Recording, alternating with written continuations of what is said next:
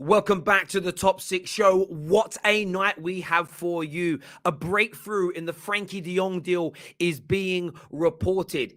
They are claiming that the situation will be resolved in the coming days. The agent of the player is angry, saying they feel kind of an extortion is going on here. And Rob Blanchett claims that the only reason Frenkie De Jong is still at Barca is because of the £17 million unpaid wages. We're also going to look at Fiofana, who is reportedly agreed personal terms with Chelsea, and look at the situation with Paqueta, who seemingly is going to pick Spurs over Arsenal if a bid comes in.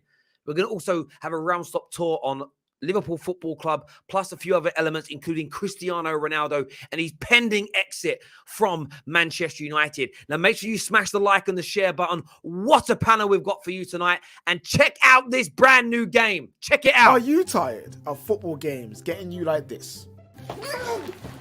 That's a foul, ref! Where's the physics? Scripting!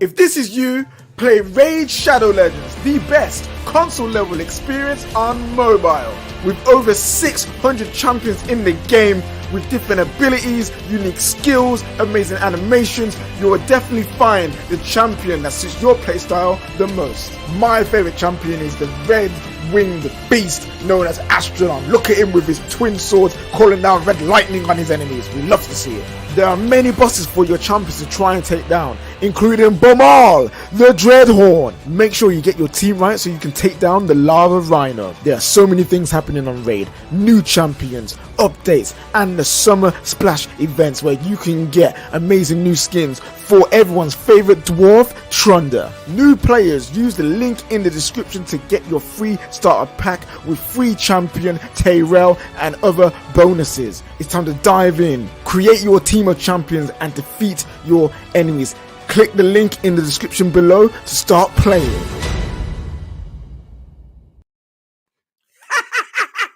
Go on, KJ, with the advert there. Do you know what I mean? If you're a fan of computer games, get that downloaded. Link in the description. But boys, how are we, boys? We all good? We all good? I'm good, man. Last week till the season starts, man. I think I'm better now. 8 days. I know, 8 days is here. Listen, if you're bored in the next 8 days, Raid Shadow Legends is available. There's people with wings, axes, bow and arrows and stuff. It looks fun. I might even give it a go. But there we No, KJ's acting is amazing, man. He deserves it. KJ, I'm not joking. KJ, if you're watching this, I think you need to be a representative in this Frenkie De Jong deal. Go over there because you're convincing. I'm nearly convinced to go download Raid Shadow. I'm downloading it as we speak. No, I'm gonna download it. I actually am as well. I got sold. With our link, right? Use our link. We need you to use our link. You've got to use our link, people, to get that done. Do it at the end of the show if you're tuning in and watching. We've got lots to talk about tonight. We know the league is a week away from starting now. Arsenal kicking us off. But I want to start by talking. Listen, I know this deal has annoyed a lot of people this summer, right? I know, right? But I've got to say this.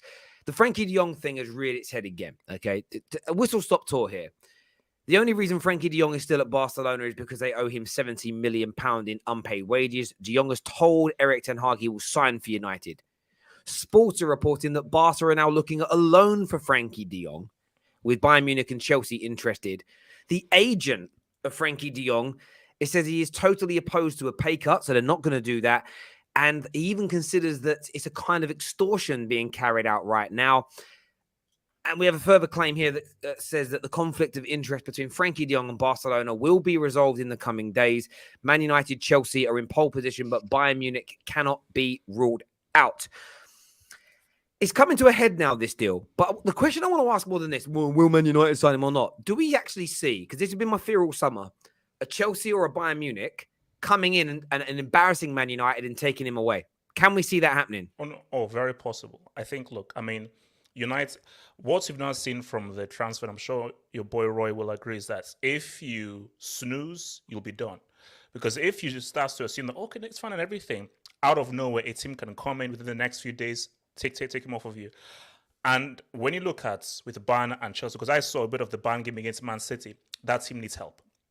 That team needs work. Chelsea, we all saw the circumcision at the hands of Arsenal that Chelsea received. That team needs a lot of work as well. So Like, man, stop smiling. I can see you smiling now. Just relax, just chill. So my thing though is, I think look, the De Jong deal has to happen because they can't register these players yet, and for them to register Rafinha, Lewandowski, and all these dudes, economically, they need De Jong's wages off their books, so they have to get De Jong out of there as soon as possible. So whether it's United, Chelsea, or Bayern, he has to go. So, but yeah, answer your question.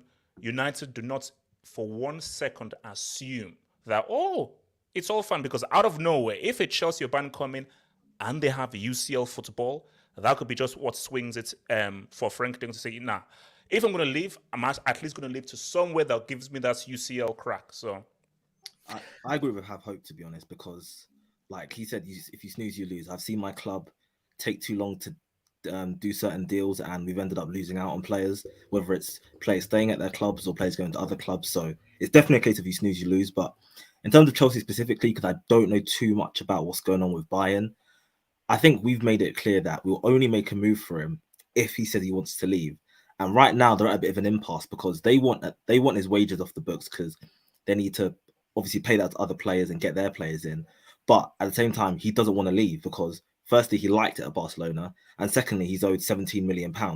So, like, I just see it as a case where he just doesn't leave. Then, because I don't think they're gonna. Barcelona can't afford to pay him what he wants, and I don't think Frenkie wants to leave because he actually really likes it there. If he's playing, he might not like being played at a position occasionally or being hooked off a little early and stuff, but I feel like he loves the club to the point where, you know what, he'll just work harder to ensure that like his performance is always at the top of their game and he's maximizing what he can no matter what position he's playing in. So I just see it at an impasse, and I hope that he does say he wants to leave because I'd love him at Chelsea. But yeah, I just see it. I just don't really see it going anywhere from here, to be honest. But yeah, if United can get him, then they better get him ASAP. I think this is gonna clutching, be bro. You lot wish. Let's face it. You're clutching. You're not getting no one, bro. You need to go get flipping. You just got done for Kounde, right? By the way. Also, second of all, but that's you're trying to get Fofana. You're trying to get Fofana, right? Not trash Chester United, man. Come on, man. All right, is that why you can't get deals over the line either? You're in and it's Barcelona because we're competing with Barcelona. If you're competing with a team, you're competing in 6 years. Come on, You're competing with yourself at the moment, and The you're bored club, and everything. Chelsea and United go for a player. No. United. Nah, let me get my point across here. You need to get attackers, and you lot need to get a defender before you even think of a midfielder. What in the blue do you think De Jong is going to come to you lot just because you got UCL football, bro? You can't even get one deal over the line yet. Like, you take so long to get one deal done. You think you can go get multiple deals and you ain't even got a backstaff room or anything like that in your board or anything like that. You got one man, and that's Todd Bowley going for a cup of teas in Barcelona and not getting nowhere. What did he do? Nothing. He's done nothing. You can only do one deal at a time, and it's hitting reality. This is not Roman Abramovich's era, bro. It's a new era. So sweetly if we get him. You're not getting, like, it's not even me being hurt. It's just me trying to think of it logically. Like, bro, you sound really insecure right now, man. No, like, it's okay. I'm not being insecure. I'm not being insecure. Have you got any tissues nearby, bro, to wipe your tears? What, like when you got smacked by Arsenal 4-0 and then drew with Charlotte? Ooh, pre-season. Ooh, pre-season. You see what Kai Havertz hitting buckets? Let's be honest, Taz. You're sweating it a little bit because it's been That's why he's got a cap on, so we can't see the sweat on his forehead. It's been going on for so long. That's why you got glasses on so you can double check. Bro, it's been going on for so long where you're looking at the deal and you're saying to yourself, how have your people not gotten it done? The more and more it gets closer to the season, he doesn't want to go there, man. He's made it clear, man. The first thing was preseason. You thought before preseason the deal was going to get done. It didn't get done. Now the season's about to start. Once the season starts and the deal's not done, then you're going to get even more worried. And once it gets closer to a deadline and the deal is still not getting done, then you're going to be absolutely freaking out. I get it that this deal has been worked on so much by Manchester United, and you guys are front runners for this deal. But anyone can come in and still steal the march on you guys because the player has not yet moved. He can't. Anyone can steal it. Do you know what's interesting about this deal, though? United haven't done that much work. Hello, that's what I'm going to come across as well. Like, Man United have got the deal agreed with Barca. It all depends on what narrative people want to believe. I truly believe that if Barca don't actually have to offer him £17 million cash up front, They need to make him I got called out. There's this massive Barca, an aggregator account. It's got like 500,000 followers.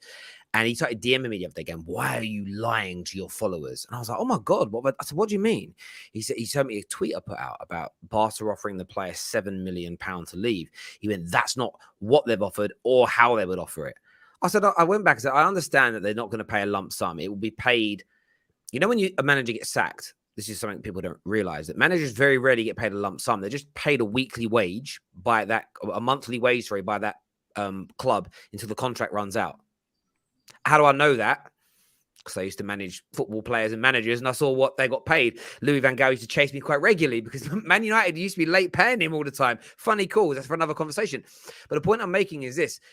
They're not going to be paid. They're not going to make him a £17 million lump sum offer. I think they'll end up being a happy medium. I reckon 12, 13, 40 million pound over the next 5, 6, 7 years spread in payments. And I think he'll agree to it. I don't think it's about giving him the money in this moment, a lump sum, because he was never due a lump sum. He's basically having all the deferred wages spread over the next 4 years.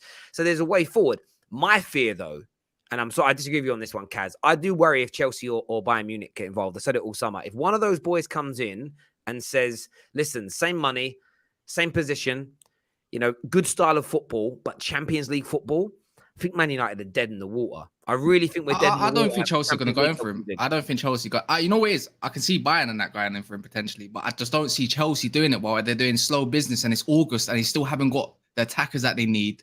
They still ain't got the defender that they need. That's what I'm going off of. It's not me being reactionary or emotional or anything. I just reckon Man United wouldn't be in this deal if the player didn't... if the player said, I'm going to come to you if everything gets done. You know what I mean? We wouldn't be in for him otherwise. Yes, the deal was agreed, but why were you staying if the player said, I'm not going to come to you guys? The narrative doesn't fit. You know what I mean? If someone, as I said to everyone on a couple other streams, if someone owes you £17 million, this ain't a tenner. This ain't a grand. This ain't a bag, 2 bags. You're staying in. And rightfully so, I'm waiting as well, like regardless. So I agree with you though, Terry. I reckon they'll come to some sort of deal, 12 million, 30 million, 40 million, because as you can see, they can't register a couple of their players, especially the main ones.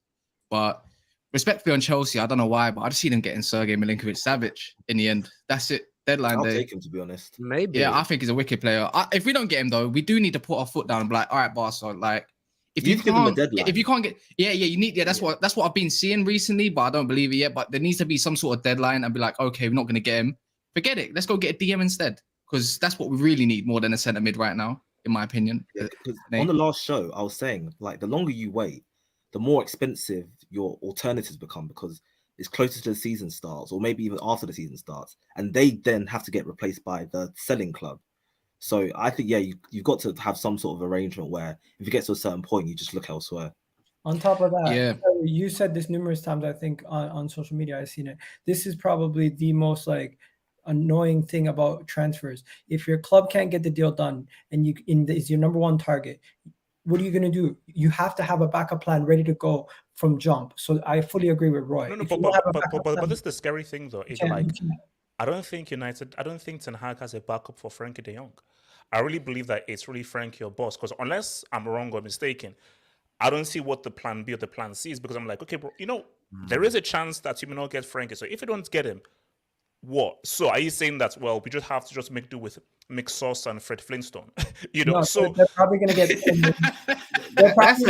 That's a bad start for Ten Hag coming in. Like, if you're coming in to this club that needs a rebuild, you need to come in with a plan, with a clear list of players, plan A, B, C, D, E, F, G. Yes. If you want to rebuild this club and not put all your eggs in one basket. I've seen it a lot of times at our club. We chase people all summer, and then it comes to deadline day, can't get it over the line. Oh, we'll look at someone else in January. Like, Man United need the players in now. Like, you're in the biggest need of a rebuild. So, boy, if he's not getting his career off to a fine start, if he's trying to chase this guy all summer, like some of the people were saying, deadline, move on. No, because it's like, I think that there's a point that you're making, and even Igal as well, as that because you have to always make plans for a rainy day. You can never assume things, because in the crazy events, I know you guys want to, in the crazy events, last few days before to the season, Chelsea damn it, yo, Frankie, what up? UCL football, Stamford Bridge, West London, a lot sexier. No one wants to go to Manchester. Ten Hag is an Eredivisie merchant. Tuchel won a UCL. What up? Frankie, bet, I'm there. So once that now happens, United are like, okay, yo, Cleberson, do you still play football? Roy Keane, can you lose some weight so you can come and say, what's up? Yo, Scholes, what are you doing? So you could be in that situation where, like, come the last day, a big boy, because United ain't a big boy in this transfer thing. I'm sorry. Let's just be real. I don't mean to hurt United fans. You are not a big boy. If Chelsea enter the chat, United have to step outside. Let's have to step outside. I mean, I'm going to be honest with you a minute, Have Hope. I'm going to say one thing. Listen, you've been rejected more times than Will from the In-Betweeners this summer. And you're telling us that we're not big boys, bro. Sorry, can I respond to that? The amount of rejections you've taken, bro. Your club's been rejected like your hairline's rejecting you, bro. It's as simple as that. Like, look, Terry. I can make that joke now because I got hair. I got hair now. No, Terry, I told you, drop the number. Let me go to Turkey, man. What's it called? Turkey. Look, Terry, no, I'm going to respond to that. As I try to explain, I admit, I haven't said it on my channel. If Real Madrid or Barca enter the chat, it is very difficult for any team to beat that. But not Chelsea, though, is it? What? But not if Chelsea enters, though. Just Real Madrid or somebody like that. Bayern enter the chat. No. Look, see, if Real and Barca want a player, more times than not, that player will you don't get rejected. As my man says, you get rejected left, right, and centre. But you want to come for my club. Our club's always going to be bigger than yours, my guy. Let me educate you know what? You can't educate because you know what? Listen, you've been around as long as City have. Trophy. I'm speaking. Nah. You're overrated manager in Tuchel, bro. Allow it, man. Let me land. So here's my thing. So my thing though is, look, 100%. We got rejected because it's freaking Barcelona. Okay, it's Barcelona. This is a destination that most guys want to go to, or Real Madrid. But there is no chance in hell in 2022 anybody is choosing Man United over Chelsea. Hell no. That's not happening. Because if you're going to United, like, they're not winning a trophy in 6 years. They're going for a rebuild. Ten Hag is an Eredivisie merchant. He's unproven. How do you choose that over a team who won a UCL a few years ago? Tuchel, who's one of the best managers in the world. Why the hell would you choose United? So again, I'm trying to help you. I'm trying to be your friends. If you don't get this deal done, and I call up Todd Bowley, Frankie ain't going to Manchester, bro. I hear what you do guys. you do? Why do you think Chelsea are this absolute glamorous club still? No, but why do you think Chelsea are this big glamorous club still when you're not? Compared to United. You're really not. You're really not though. Listen, Because who would I rather so play glamorous. Who would I rather play with? McTominay and Fred, or would I rather I'm not play joking. with I feel like Man United have a more. I feel like Manchester. For me, Manchester United have a more exciting project than Chelsea do right now. You don't have an exciting project. That's just bias. Koulibaly That's and Silva, or Chelsea. When you think of Chelsea, is it exciting? Is it really exciting? What is your point? I need to know, what is the Man United project apart from 10? Exactly. You're saying we don't have what is your project? There is a project because it's just you could. What is it? Guys, slow down. One at a time, please. We can't hear anyone. Sorry, explain the project to me, because like I said, you got. got. Well, obviously, Ten Hag's coming. He's obviously going to be overhauling everything that's going to be going on. I can't say it's going to be a positive one yet because we all know about what Manchester United have been through in the last 10 years. But it's got to stop at some point, right? They're putting in these so-called footballing heads in. Okay, cool. They got rid of Ed Woodward. Okay, cool. Let's see what the new boy is going to do, Richard Arnold and that. But if you can't lie, if you're a Man United fan watching this, you can't tell me that you're not excited for the new season coming in. Or as Manchester United as a whole, you're getting a bit more ambitious, a little bit more excited. What do you mean? Everything. There's loads more. We haven't had an identity for about 10 years. Do you understand? This is definitely exciting for Manchester United. I think it's exciting for you lot, like for you fans, like because it's a breath of fresh air and it's something new. But at the moment, to a player, they might not be able to see the full picture because you haven't. Like what you're doing in the transfer window so far isn't that exciting as an outside project. But then at the same time, though, there have been players that have picked Man United this summer. Lissandro Martinez being one, where Arsenal have completed their rebuild. They're now ready to challenge, and Lissandro wanted us. You've got Christian Eriksen that was looking at Spurs and other teams, and we were all told by the media, he's going to reject Man United because they're at the start of this rebuild. He's picked them. And listen, we'll see what happens with Diop. I think there is an excitement element. I think it's wrong that there's no excitement. The thought of being part of a team that could bring Man United back to the forefront is more exciting than any other project in England, because Man United being the best team in England again is bigger than anybody else's team being the best team in England. And we know that because you say all the time, Man United are irrelevant. But that's irrelevant. But that's irrelevant. That's the whole point. If you're part of the team that brings Man United back, the level of fame, the level of legacy, the level of your name gets remembered. And the reason I say that is this.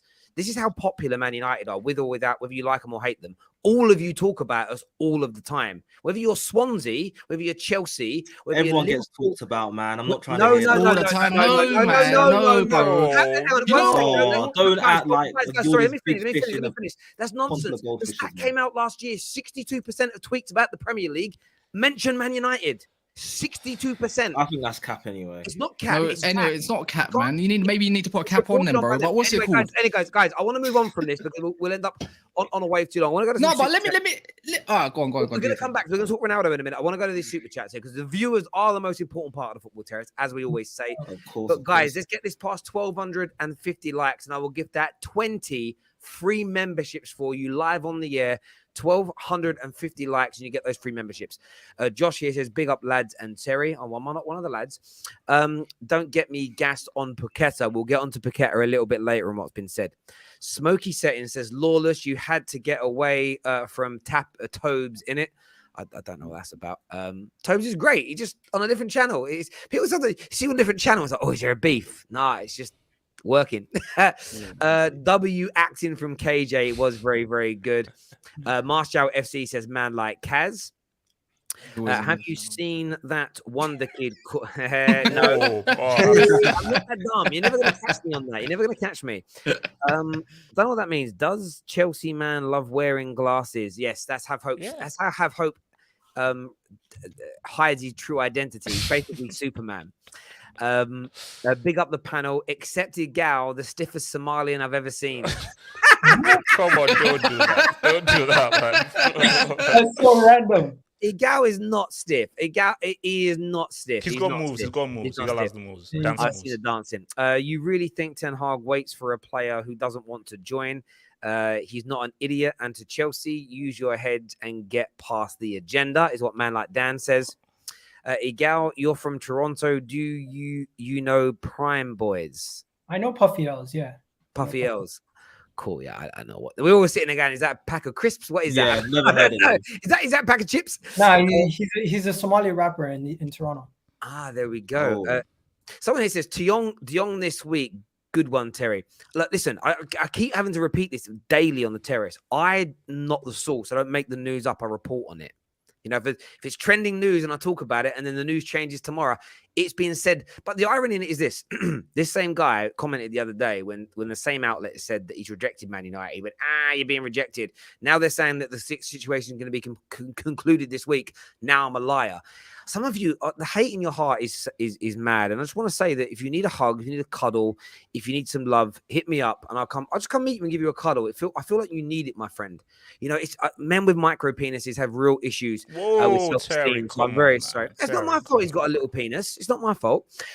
United wouldn't chase this deal if we didn't know we could get what would happen. Clown. This is United we are talking about. My evidence is the last 10 years. Ganzo then says, Erik ten Hag is stubborn. He wants who he wants. He will negotiate for Anthony and Frenkie De Jong for the rest of the window and get neither. No alternatives. Our window is done. Final super chat says, HH stands for half hope, you clown. Stands for half hope, you clown. Have hope. There we go. I wanted to ask you guys about something else quickly. Yeah. Kaz first. What should Man United do about Ronaldo? What should United do about Ronaldo? Time to go, bro. No, I don't care. I get there's Ronaldo fanboys out there. I love Ronaldo, innit, at the end of the day. But it's just reminding me back in the day when he said that he's getting held back like a slave, like kind of thing. You can't forget about those quotes there. But to me, yeah, he's a legendary player. But this guy is not a legend for me, for my club. Sorry, not sorry, as it goes. It's like, you can't just come out and it's people got to realize this is Manchester United. This ain't Ronaldo FC, bro. He's legendary in his own right. Don't get me wrong. He's not a Man United legend. No, he's not for me. Not that type of legend. He's a legendary player for Manchester United, but he's not a legend for me, bro. If you want to call me a legend, How old are you? Who are your legends? Who are your legends? Like Wayne Rooney and that. Wayne Rooney, Roy Keane, they're my legends, bro. So hang on a minute. So Roy Keane left. Because Roy Keane was kicked out. Yeah, because he got a thing, but he still backs up Man United every time, though. No, he doesn't. Roy Keane got kicked out the club. Does. Hang on. Roy Keane got kicked out the club for going on MUTV and saying that Ronaldo and Rooney were never going to be good enough for us. Wayne Rooney twice tried to leave the football club. Okay. Good reason. And you're calling them legends. But Ronaldo... Is Ronaldo not a good reason? Then? You can't. I'm not defending Ronaldo. I'm not defending Ronaldo for wanting to leave. But to say he's not a Man United legend is mad. Well, no, how he's a is legendary Rooney player. for good reason, but Ronaldo isn't for good reason. Because Rooney wanted to leave due to the club's ambition. Ronaldo said he held back like a slave, bro. How can you say stuff like that? And then you want to come back for 1 year and then duck out because you want to keep your obviously your UCL Champions League and all that going. Like, I'm sorry, man. Like, I get it. He's not. For me, everyone has their own opinion on who's a legend at their club and who's not. But the legends are all Giggs, Scholes, and them, man, there. Like, that's your legends, man. Mark Noble for West Ham. What's it called? Thierry Henry for Arsenal, so forth. Ronaldo has disrespected this club more than once in the past, and he's disrespecting this club now, bro. To be fair, Man United haven't helped him either in the same light, but he's a legendary footballer for Manchester United. We've had many legendary footballers for Man United. Van Nistelrooy is a legendary footballer for Man United. He's not a legend, though. You get where I'm coming from, the angle I'm trying to get at. No. This is what I'm trying to get at. It's like, but I respect him, though. I'm not disrespecting him, but he needs to go. Can I ask you a question? He needs to leave. Can I ask you a question? Is George Best a legend? George Best. Well, I would allegedly he's a legend. I wouldn't know. I haven't really watched much of him. I wouldn't know. Like George Best. George Best spent a week where the club didn't know where he was in a very important time of the season, and he was held up drunk with 3 supermodels in a hotel, didn't come to train him. Like, this club's got legends that have done some bad shit in the past. Like, Ronaldo is just trying to leave the football club. There's the slave comment that people refer back to. Nobody was talking about the slave comment when he rejoined last year. So it don't wash for me as a Man United fan. Nobody was saying, screw him. He said he was a slave. And I don't remember that interview. You'll probably find it was misconstrued, like a lot of these things are. Like, did he actually say he was a real, genuine, bona fide slave? I don't know. I think that's a big take. But what are you saying, have hope? Like, Ronaldo, should Man United... What should they do here? Are they doing the right thing by trying to convince him to stay, or should we be taking disciplinary action? What are United doing the right or wrong thing? Look, so United have to have some respect for themselves. And I think that 100,000%, they have to say, Ronaldo, all right, look, let's just... Because imagine the optics. He said he wants to leave. He says he wants to go after only just being here within a year because the team ended up 6th. Cool, he scored 18 goals. But the team ended up 6th. So you have to now go down with the ship. You came to the ship and now have to go down with the ship. Hence why I agree where Kaz is coming from in the sense of legendary player. But when you're like a legend of the club, you are in and within the club 100% through the good times and the bad times. What we're seeing here is he's only for self. He's only for no, but that's nonsense. I hate this take. I'm sorry to jump in again, guys, and dominate this. And when we move to other teams, I'll stop. But why should players have more loyalty than the clubs? When your club is done with a player because they're not good enough anymore, they're allowed to move them on. No one turns around and goes, you know what? John Terry should still be playing for Chelsea because he's a legend. Okay, I've got a perfect. I've got a perfect example. One sec. I hope. One sec. Is Sterling a legend for Manchester City? He spent amazing. No, he's not. Go ask loads of Man City fans. He is a legend at Man City. They'll say he's not a legend, bro. Everyone's got a difference of opinion. He's a legendary player for the club. No, they think Fernandinho and obviously them man around their company, they're legends of the club, bro. Sterling's not a legend for Man City, and I'm not. That's not my opinion. That's a lot of Man City fans. One second. Quite a lot of them. Let me go back there. I think he is, but Man City fans actually get to decide. Man City fans get to decide who their club legend are. I'll accept that. But what's your point? Oh, go on. No. I've got to make it a quick example. So Juventus, Calciopoli, they get relegated down to Serie B. I will believe that most UVA fans will call Buffon a legend because he decided when he was the best keeper in the world to stay in Serie B and help them get promoted. Whereas someone like Ibrahimovic, he dipped. So UVA fans will view Buffon more as a legend than an Ibrahimovic. So when I'm looking at a Cristiano Ronaldo, of course what he did for United is amazing. But if during bad times you would decide that, you know what, screw you guys, you can stay in the Europa League. I don't want the embarrassment of my brand, Cristiano Ronaldo, being in the Europa League with you guys. So I'm now going to go to find a place in the UCL. And hence why I think that it would be calmer and justified if he plays in the Europa League with United. So I'm in 2 minds. United 1,000% get what money you want for Cristiano and sell him. But the funny thing that's happening is I just believe that karma is hitting Cristiano. You should have never left Real Madrid in the first place. Because what you're not seeing is, we know what you've done. Who the hell is going to buy a 37-year-old? And it's a hard sell. So I feel United are stuck with Cristiano, and he has to now be here in the Europa League for who knows how long. Because again, if he's here for a year, who the hell is going to buy a 38-year-old or a 39-year-old? So he's stuck. He's stuck. I think the reason why he came to United was because he thought coming to United, he was going to more or less be guaranteed to be playing in the Champions League year in, year out, and he was going to be in the Premier League, and it was going to be a beautiful story, and he's going to be finishing up his career at United. Where in the first season, where he's now in the Europa League, the commercial value of him being in the Europa League in comparison to Champions League is a big hit for him. And that's one of the main reasons why he was moving from Juventus, because he's seen that there was a possibility where they couldn't be guaranteed in the top four. And when he came to United, I always knew the moment that they finished outside of the Europa League, outside of the Champions League spots, that there would be a possibility for him leaving. And the only destinations that I thought that would come in for him would be Bayern. But if Bayern are not knocking, you guys are going to be stuck with him. And I genuinely believe you won't be able to move him financially. If no one else is serious about coming in for him, you guys aren't going to be able to move him. Off, you can't move and for him to go to... He needs a reality check, man. He needs a reality check. Sporting and all these other things is not going to happen. But one last thing. For United, should you move on Ronaldo? If you have Ronaldo in the team and he's not happy and he doesn't want to be there, you might have to move him on. Will it make your team better in the long run? Potentially, because you don't want a player that's not going to be there. But at the same time, it's going to be difficult to move on Cristiano Ronaldo and get a proper replacement in. I agree with that. Do you know what's interesting as well, by the way? I actually agree with everything you're all saying about the situation with Ronaldo. The only thing I disagree with is that I'm defending him because I think he is a club legend.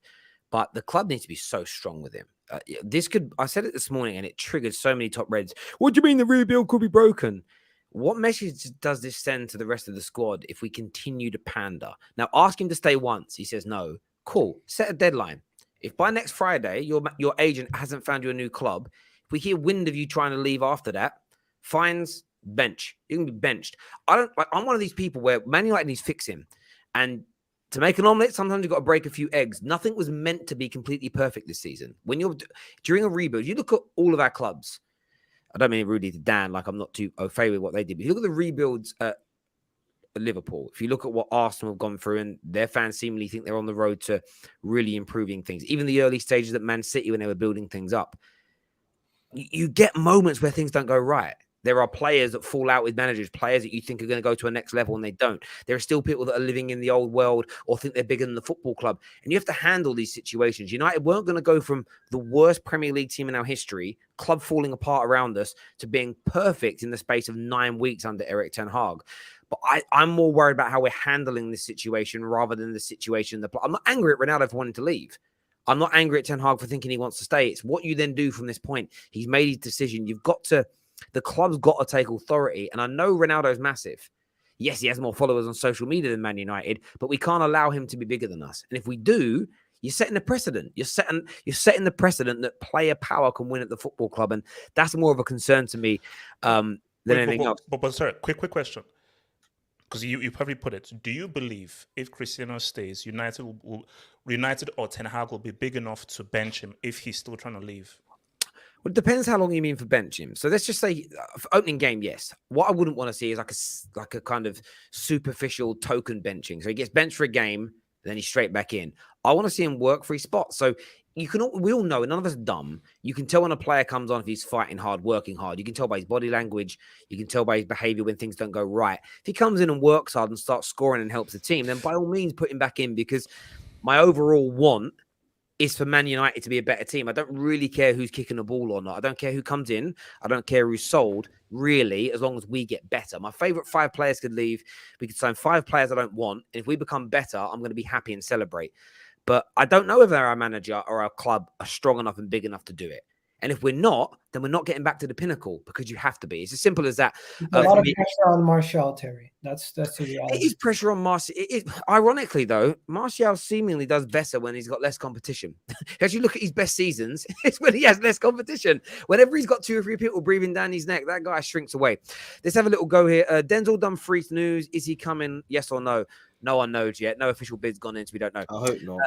This new United is based on Ten Hag working miracles with Ollie's, Jose's, LVG's leftovers, considering United. But that's not I'm sorry to cut in on this. That's not true. It's year one for LVG.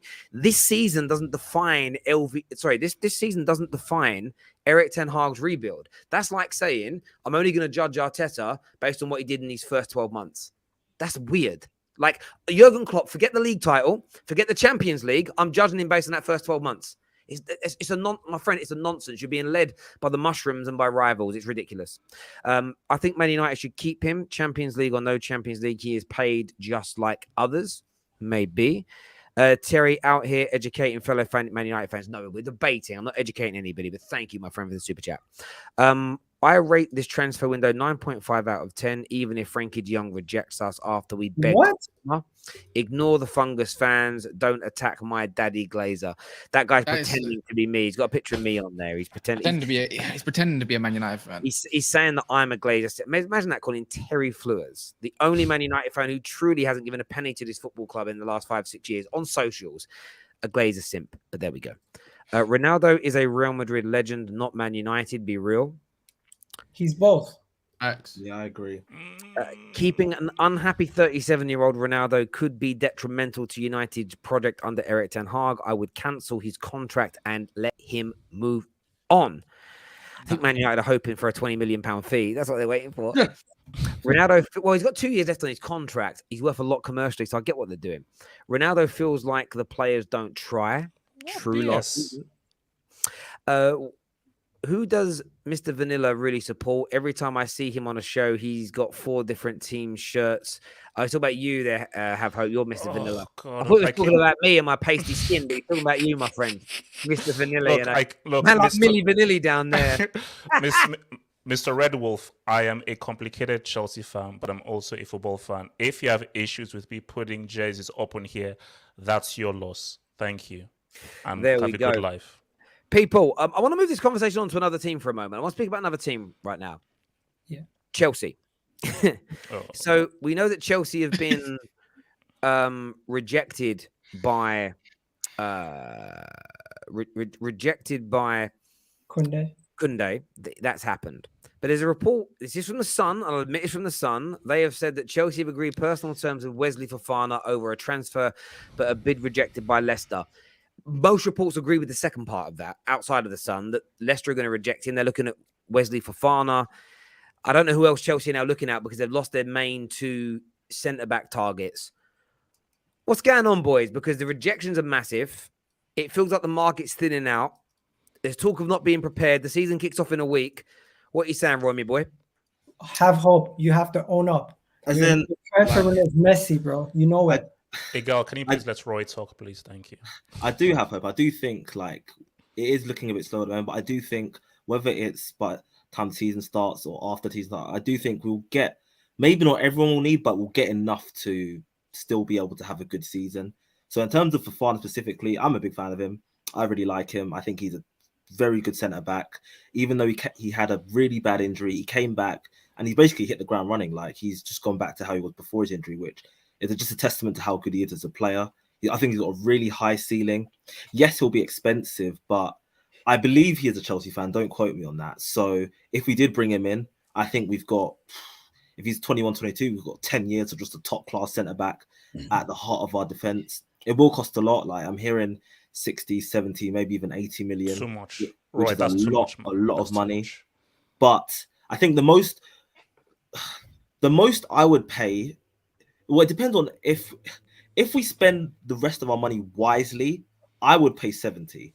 I know that sounds like a lot, but I think I rate him that highly. However, I agree as well. I agree. However, if we're just gonna if we've actually if we're not gonna spend the money intelligently, then we may as well just go for someone else because Leicester they're gonna laugh us out the room if we come with 40, 50 million. So I would pay 60, 70, maybe a few add-ons and just get him in. No, but my thing was that we know how Leicester City roll. Look at how they shafted United with that fridge called Maguire.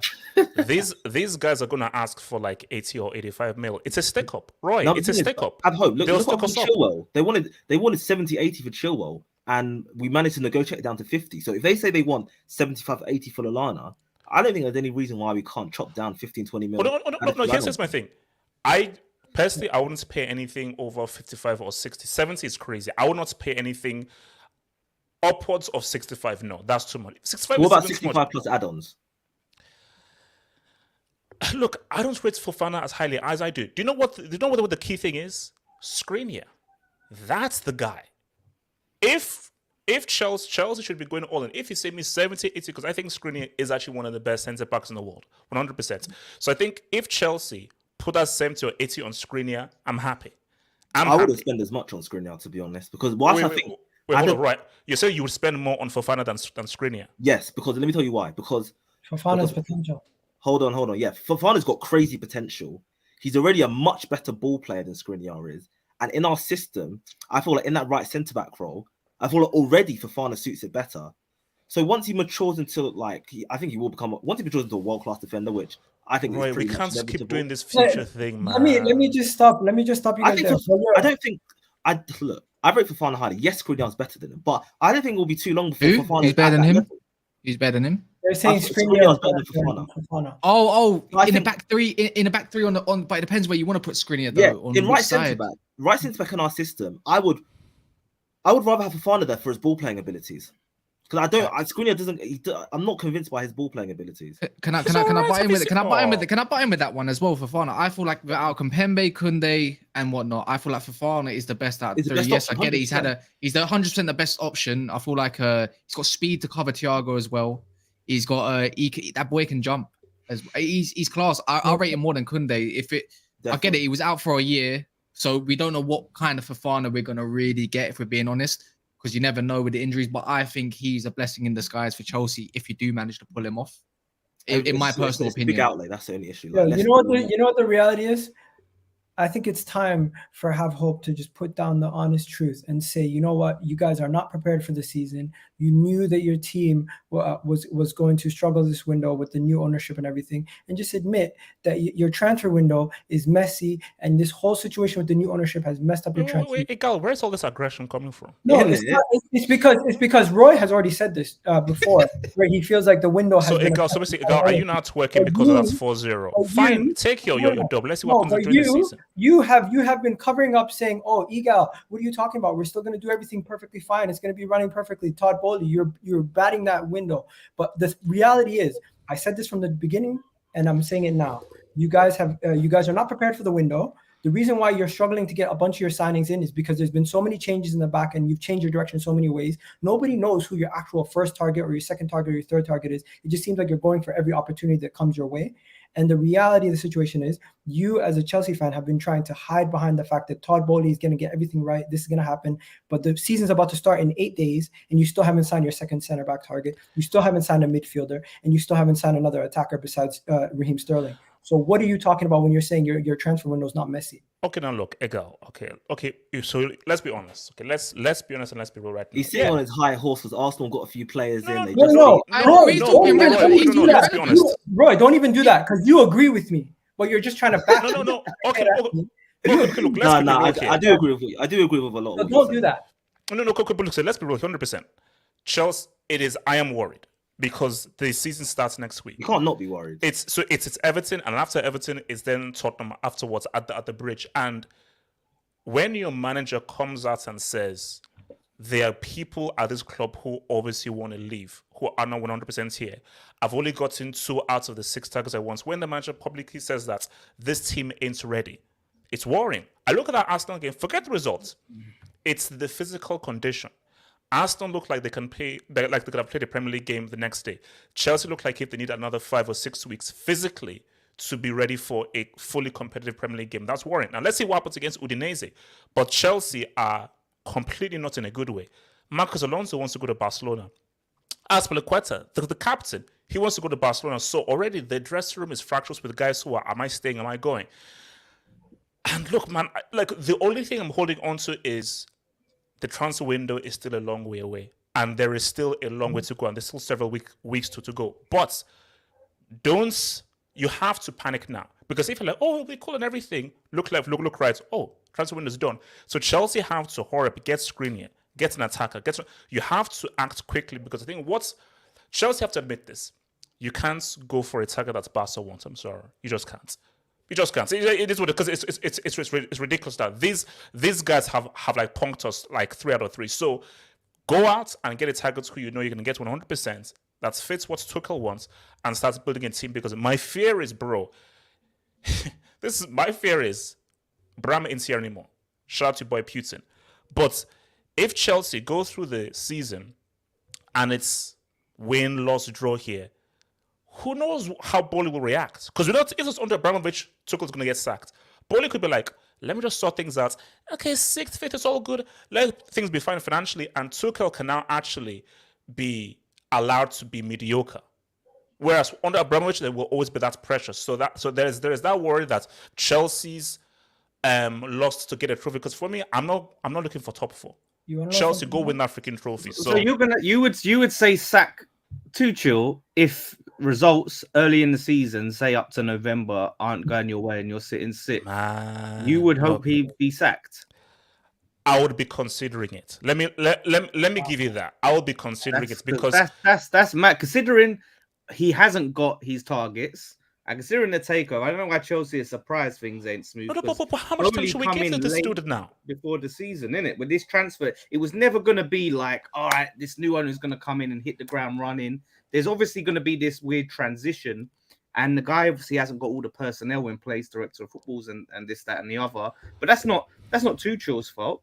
I think Tuchel could probably still get this team 4th, with just his capabilities as a manager and what he's got there. But I mean, you ain't going to challenge. But yeah, I think for him to be sacked like this season, I think you at least got to give him this season under the new ownership, unless something drastic happens and he's like 8th, 9th. You know what this is, though? This is the least prepared Chelsea have been for a league campain since like Antonio Conte's second. Yes, Gal, we get it. You think we're not and prepared. the reality, Arsenal look prepared. I get you're really happy. They had a transfer ban, Gal. They had a transfer ban. No, it's true. But I just wanted to ask. This is the least prepared you've been for a season. No, it's true. You still have an imbalanced squad. You still not sign your players. And the reality is, I get it.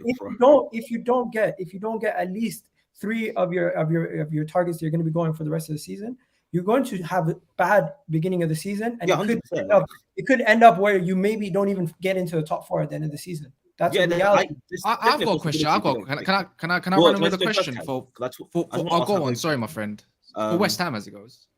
About Bowley, you said, if things aren't going right, Tuchel, he might keep him around at the end of the season. I just want to play a bit of devil's advocate because, like, when owners come in, they want sort of everything in their way. They want people that they've brought in. And whilst Bowley might like him, he didn't bring him to the club. It was Mourinho and Roman that did. So do you think if, God forbid, results do go badly, that Bowley might say, listen, I didn't hire this guy and I thought he was good. He's not really doing enough for the squad. Like, do we make a move now? Oh, no, but again, we don't know what is in Bowley's head. Remember, he's part of like a whole consortium and so forth. So we don't know what are his priorities and where he looks at Chelsea. Abramovich is a football fan. The guys who own PSG and the guys who own Man City, these guys are football fans. So they already have a pulse on managers, things and so forth. For Todd Bowley, he's a businessman.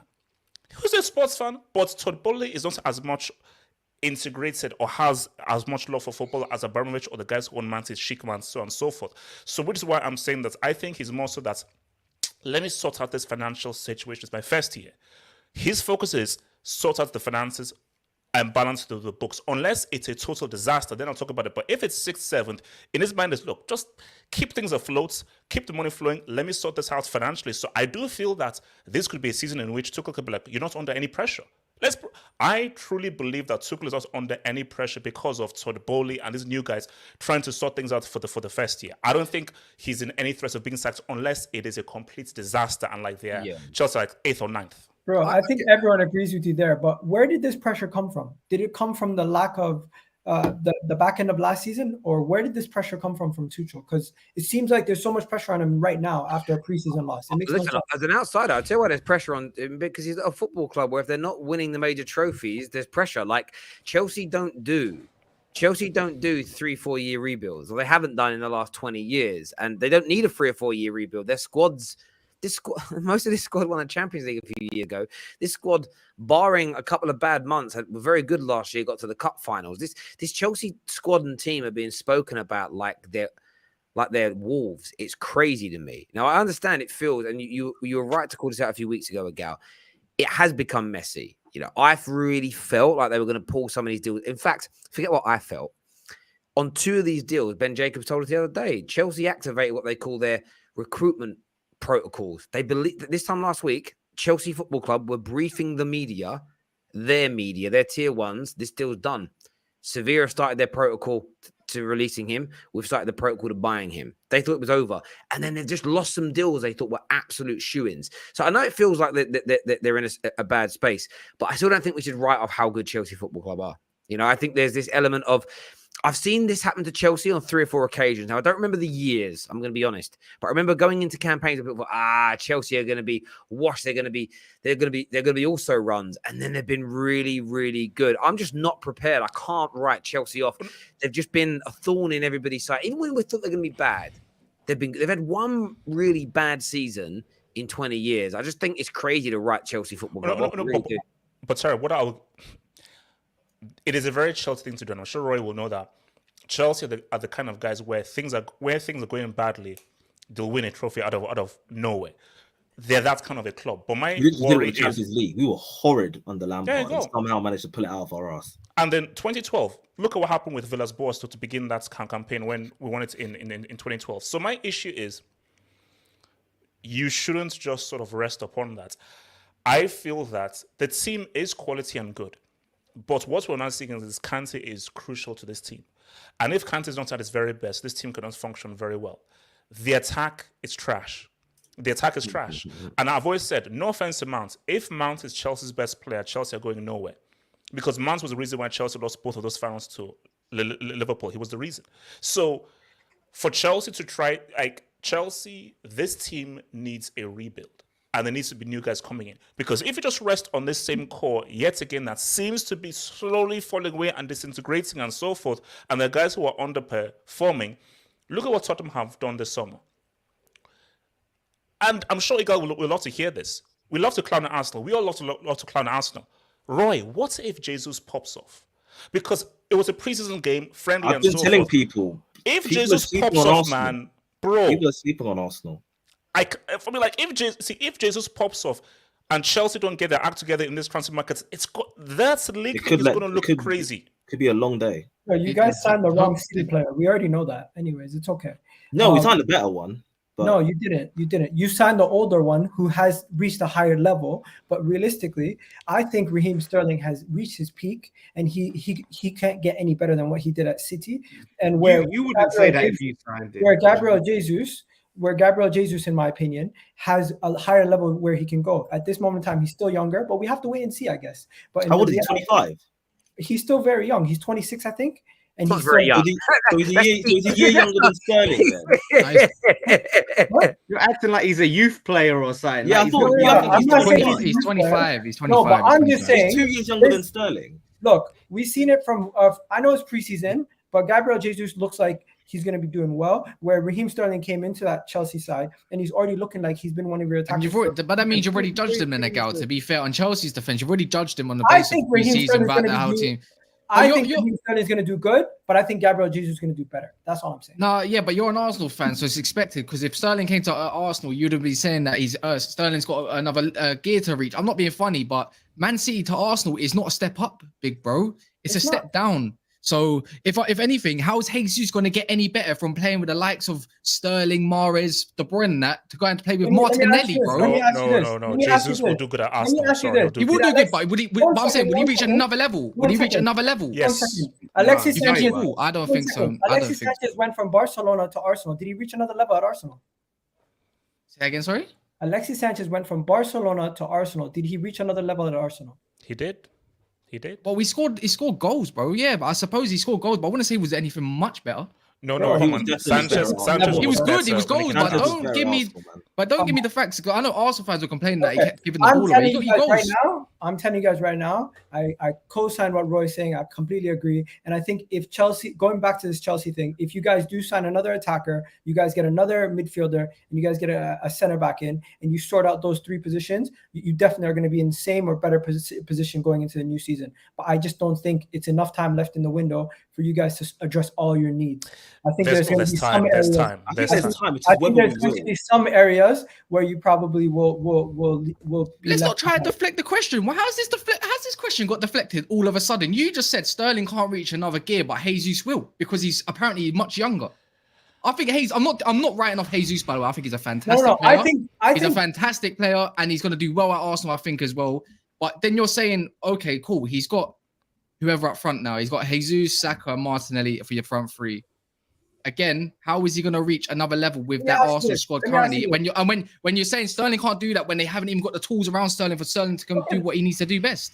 Okay, so you just answered my question for me. They don't have those tools at Chelsea currently to get the best At the moment, but you said he's going to be on a decline. Hold on, basically. wait. So hold on, Kaz, let me respond to you. Let's see Hold if they on. bring them in, because I personally think Arsenal is a system where attackers come in and they can flourish, where Chelsea is a system where we've seen attackers come in and they don't tend to flourish. They don't tend to hit the ground running. No, they've had Pulisic injured all the time. They had Ziyech, okay, he ain't performed and whatnot. They have Mason Mount at 8 that's playing in the wing position.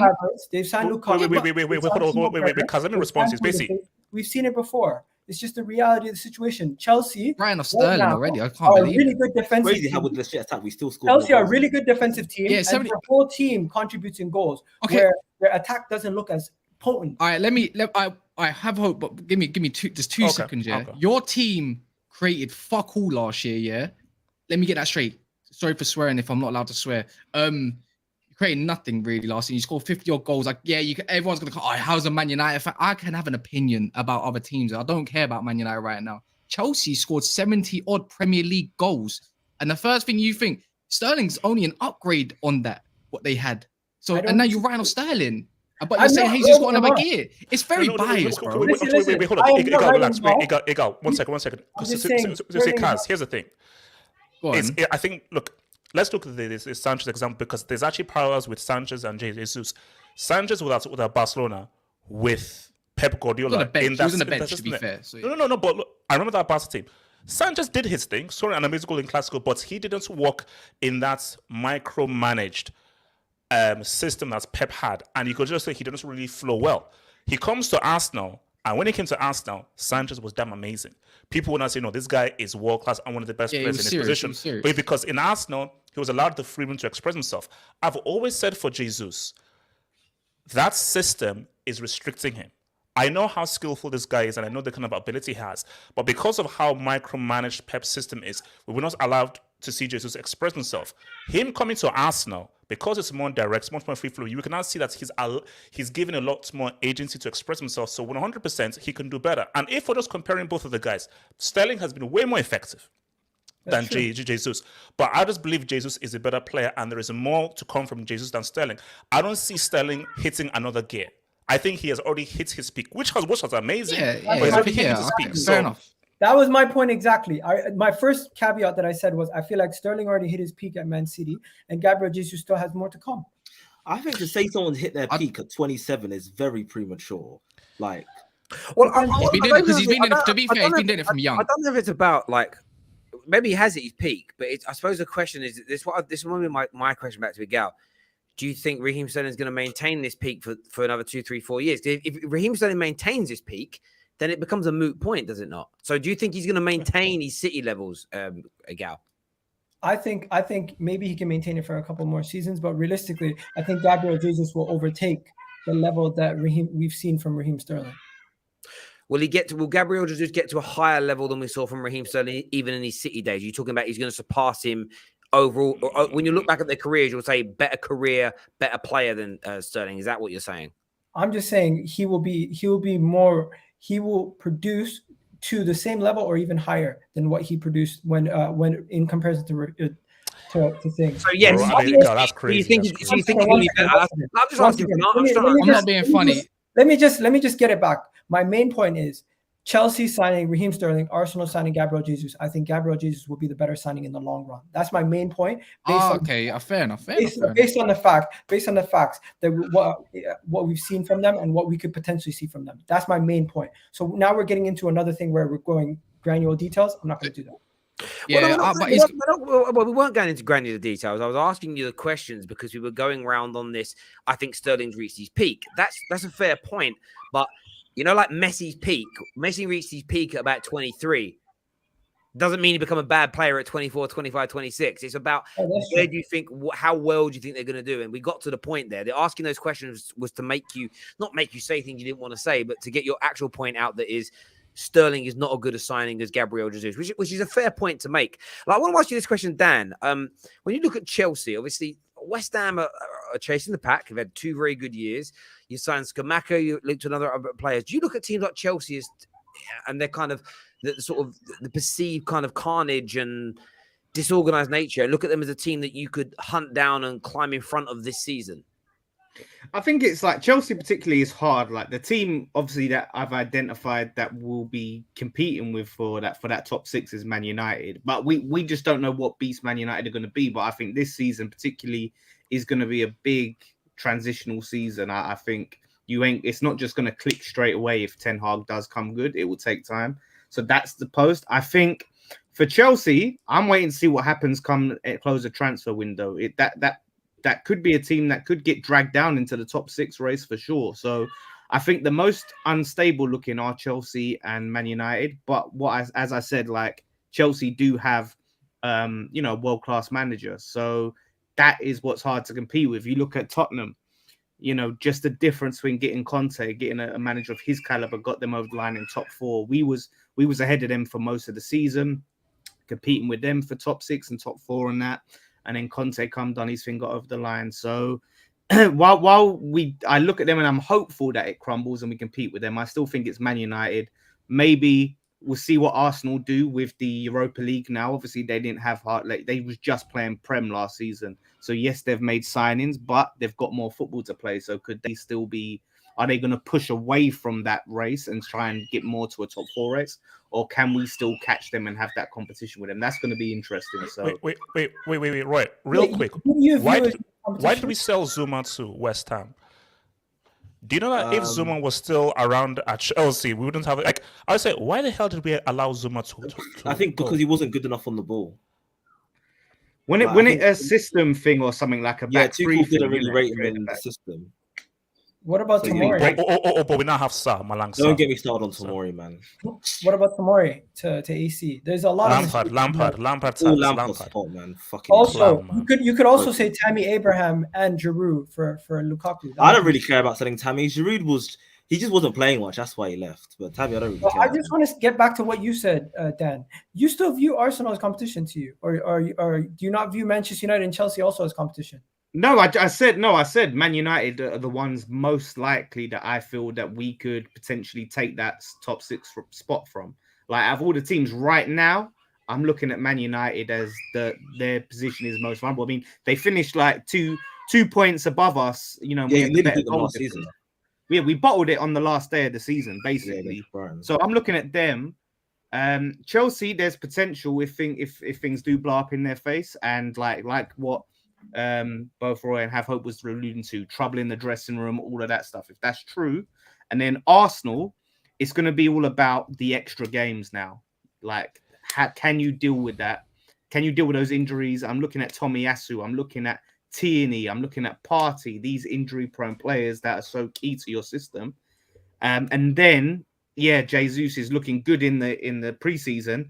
Can he do it in the league against teams that are really trying to stop you from scoring? Like, really, they've got their fitness, they're ready.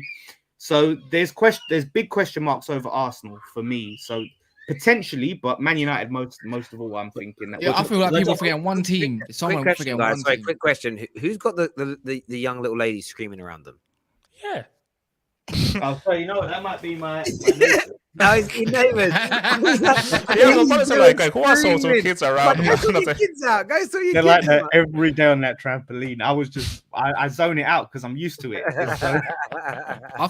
Well, I just wanted to ask a question to Dan quickly. Go on. So Like, obviously, you said there are teams where you might be able to compete, maybe finish above them, depending on the situation. But just like just a general overview of how you think the season's going to go with your current signings, like, do you reckon it'll just be a comfy 7th? Do you reckon you can finish 6th, 5th, maybe even top 4? Like, you feeling positive, average, or? I think we can eat. I think we could get 6th because you look at it last season, right? The weak squad depth we had hardly any squad depth, especially at all, no right? backup striker. Yeah, No, backup. Moyes was amazing. striker. No, Moyes did great, bro. Moyes did great. Yeah, No like pace when on you the look at on the it, left hand side as well. yeah, defensive mid, it was literally Rice and Souček. Like, no ball played here and there. Crowd didn't play at all. Left back, no depth. Like, all over the pitch. Bonnet out for the season, so no depth. We managed to sustain a top 4 race that then towards the end of the season turned into a top 6 race, and then get to the semi-final of the Europa League. This season, we're finally adding that strength. We're looking like we're serious about, spending money, and we're in a slightly, I almost don't want to say this, but because it could come back to bite me, but slightly easier European competition, right? Where maybe we can rotate a bit more, where we don't have to play Rice in the conference and the Prem. Like, we could still put out a strong team in the conference, but a rotated strong team and in the Prem. So I feel like we're not going to deal with that late season exhaustion as much. And on top of that, I feel like I have all the teams battling for top 6. Well, I don't know so much about Leicester, Wolves and them, but out of your teams and my team, we're going to be less affected by the World Cup because we've obviously got Scamacca. Italy's not in the World Cup at all. So he's not going to be in our race. It's going to be Rice and Bowen mainly. And then if Zuma does go to France, if he does get called up for France. So, like, your team, I think. What's that? I love your signings. Isn't Souček going to the World Cup? Souček probably. Yeah, no, actually, I can't remember if it's in Czech Republic. Czech didn't make it. I don't think Czech didn't make it. Yeah, they didn't make it. Oh. 2 fouls, Souček, yeah. Point. The World Cup's a good point, but at the same time, we do have much bigger squads than you, in the sense, like, quality-wise. A lot of Chelsea, Manchester United, Arsenal. But that's going to be a factor, I think, that when you get deep in the season, your players, like of your first team, your key players are going to be going off to the World Cup while ours are sort of recovering, training, keeping themselves fit, then coming back, then going straight back into Prem action. And then you've got all your Champions League. It depends when they get knocked out, though. It depends when they get knocked out. Yeah, look, it depends. What I'll say is this, though. Last year, everybody said Liverpool's season is going to fall apart when AFCON happens. And there's the AFCON period where they kicked into gear. And I know they didn't win the Champions League or Premier League, but they nearly ended up doing a treble. Like, in terms of, it's so hard to gauge. There could be certain players in the Arsenal squad that go to the World Cup, have a great World Cup and come back on top of the world and they kick on to that next level. You could have, look what happened to so many of the England players last year, the deflation of losing and how that, you could have a few of the French boys, they get to the final and get battered 3-0. I'm just making something up now, come back deflated and it has a hangover. Do you get like there's so many if, buts and maybes with it. I think one of the biggest factors this season, we will touch on it more next week when we're previewing, is going to be the 5 subs. The 5 sub rule I think it's going to be bigger for football than the pass back rule changing. And only probably me and Dan Lawless remember when that happened. It changed football. Football, it wasn't the same. It literally changed overnight. Like, your team could be 1-0 up and literally spend, this is what Liverpool's great team used to do. They go 1-0 up and spend the rest of the game just passing it back to the goalkeeper.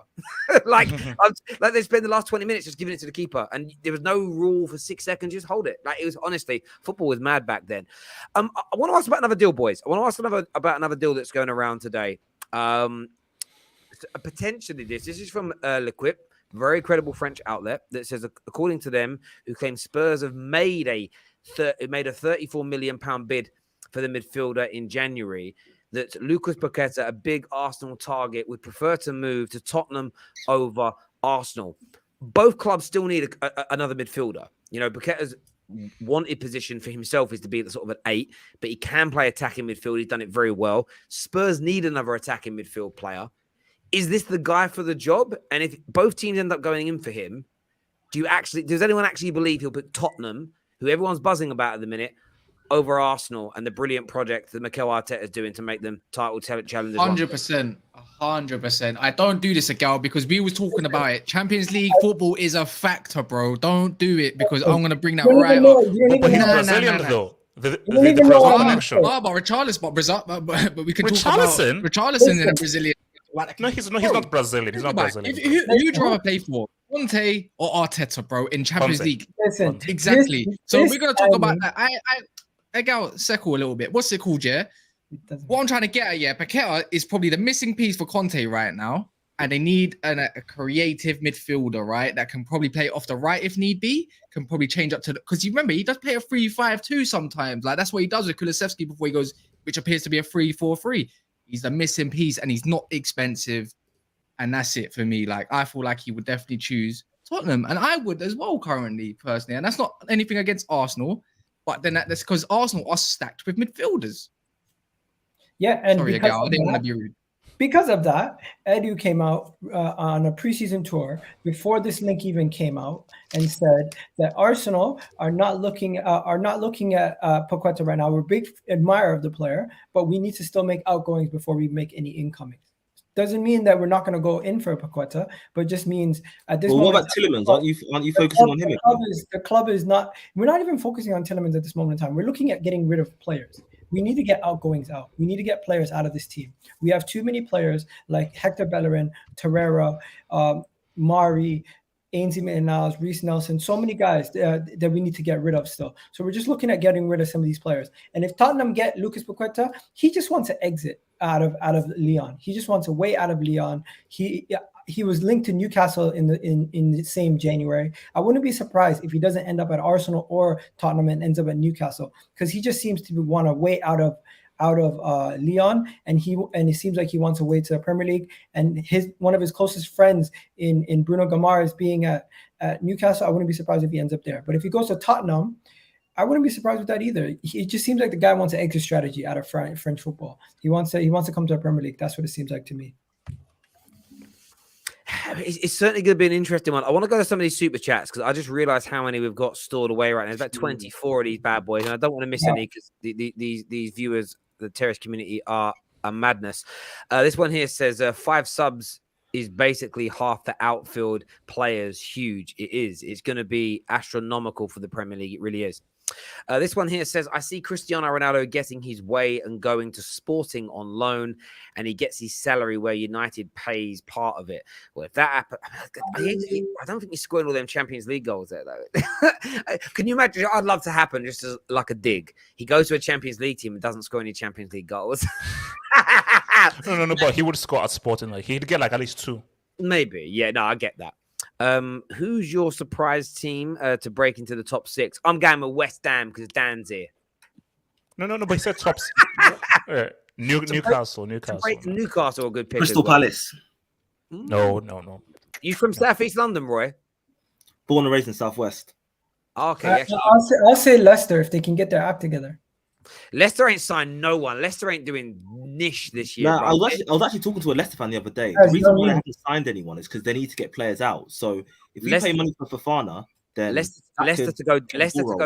Leicester to go down. Nah, chill out. I'll wind you up. Chelsea should have gone. Wait, Kaz, you're on mute. No, You're on mute, bro. I said Leicester as well. Oh. This comment here says, does Tuchel really know what he wants? Seems like he's going after whatever is available in the market, one after the other, like with new owners. It's a good point. I think it is. I don't think it's that deep. I think it's just the new owner doesn't care about. I think this is how they've been caught out with deals that have been reported like they're done, and then they're not. I think they've jumped. I think they just report too much to the media, and then the media shares it, and everyone knows about it. Point is, clubs work in silence. Like a lot of fans, go, oh, my club, we always get the deals that we want. No, your club only releases the information about the deals you're going to land. It makes you look cleaner than everybody. I don't think Chelsea are behaving any different to any other club. I just think they're telling everyone what's going on. It's almost like the exposure of it scares people. You know, like sometimes things get revealed what goes on behind the scenes at Parliament or in banks, and you're like, wants to be seen to be rejected. Have you ever watched? Yeah, like every now and then you watch Panorama and it reveals what actually goes on in kitchens in restaurants, and you're all shocked and you feel sick. They all do it. It's just when you don't know, you feel calm. But maybe we'll see. Chelsea should have. Oh, I read that one there. Al Maguire is 80 million. Fofana should be 100 million. Ronaldo is a legend, by the way. Yeah, I mean, based on Maguire's price tag, Fofana should be 200 million. So nobody is going to mention Arsenal losing to Brentford.